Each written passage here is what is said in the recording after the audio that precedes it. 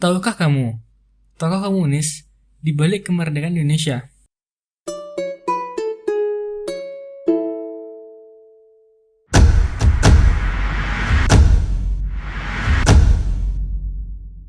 Sultan Ibrahim, atau yang biasa kita sebut Tan Malaka, mungkin terdengar asing di kalangan masyarakat. Tan Malaka sendiri adalah seorang revolusioner yang berideologi komunis.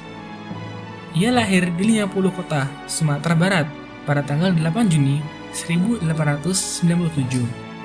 Semasa kecilnya, Tan Malaka senang mempelajari ilmu agama, bahkan ia menghafal Al-Quran. Pada tahun 1908, ia didaftarkan ke Kwik School. Terima kasih Google Translate di Fort de Kock. Di sana, Tan Malaka adalah murid yang cerdas, meskipun kadang-kadang tidak patuh. Ia menikmati pelajaran bahasa Belanda, sehingga gurunya menyarankan agar dia menjadi guru di sekolah Belanda. Setelah lulus dari sekolah itu, pada tahun 1913, ia ditawari gelar datuk dan seorang gadis untuk menjadi tunangannya. Namun, ia hanya menerima gelar datuk tersebut. Pada bulan Oktober 1913, ia meninggalkan desanya untuk belajar di Kwik School di Belanda. Sesampainya di Belanda, pengetahuan tentang revolusi mulai muncul dan meningkat setelah membaca buku De Franse Revolutie yang dia dapatkan dari seseorang sebelum keberangkatannya ke Belanda. Setelah revolusi Rusia pada Oktober 1917, ia mulai tertarik dalam mempelajari paham sosialisme dan komunisme. Sejak saat itu, ia sering membaca buku-buku karya Karl Marx, Friedrich Engels, dan Vladimir Lenin. Karena banyaknya pengetahuan yang ia dapat tentang Jerman, ia terobsesi menjadi salah satu angkatan perang Jerman. Dia kemudian mendaftar ke militer Jerman. Namun, ia ditolak karena angkatan darat Jerman tidak menerima orang asing. Dan setelah beberapa waktu kemudian, di Jerman, ia bertemu dengan Hans Neville, salah satu pendiri ISDV, yakni organisasi yang menjadi cikal bakal Partai Komunis di Indonesia. Lalu ia lulus pada bulan November 1919. Setelah lulus dari SDOV, ia kembali ke desanya. Ia kemudian mengajar anak-anak kuli di perkebunan teh di Delhi, Sumatera Utara. Tan Malaka juga menulis beberapa propaganda subversif untuk para kuli, dikenal sebagai Delhi Sport. Selama masa ini, ia mengamati dan memahami penderitaan serta keterbelakangan hidup kaum pribumi di Sumatera. Ia juga berhubungan dengan ISDV dan terkadang juga menulis untuk media massa.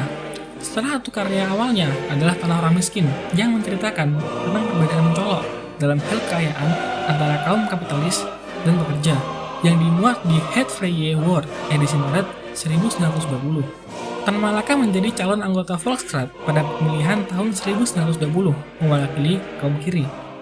Namun, tanpa sebab yang jelas, ia akhirnya mengundurkan diri pada 23 Februari 1921. Ia lalu membuka sekolah di Semarang atas bantuan Darsono, tokoh Serikat Islam Merah.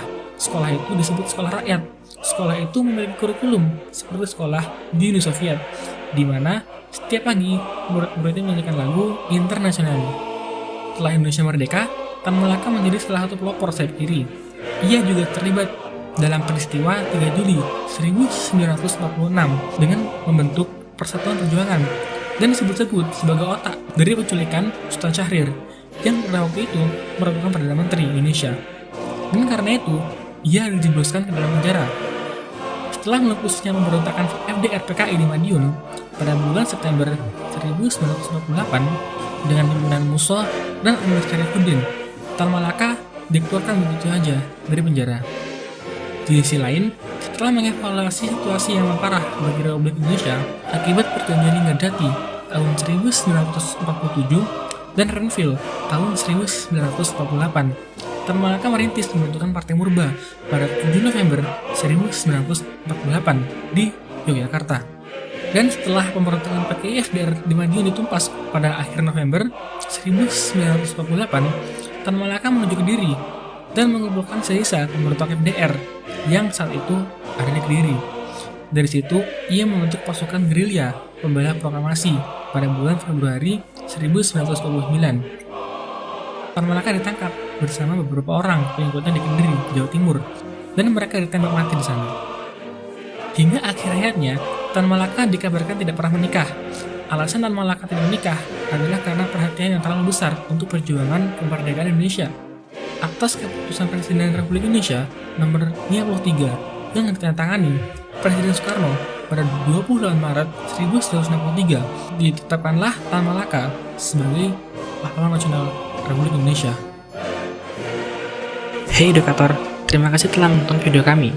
Jika kalian suka dan konten ini, maka tinggalkanlah like dan bagikan kepada teman-teman kalian. Bantu kami juga dalam membuat konten-konten yang lebih baik lagi dengan mendukung kami di Karya Karsa. Di sana, kalian dapat menyalurkan sedikit dari uang kalian untuk pengembangan channel ini ke depannya. Dan sekian, terima kasih.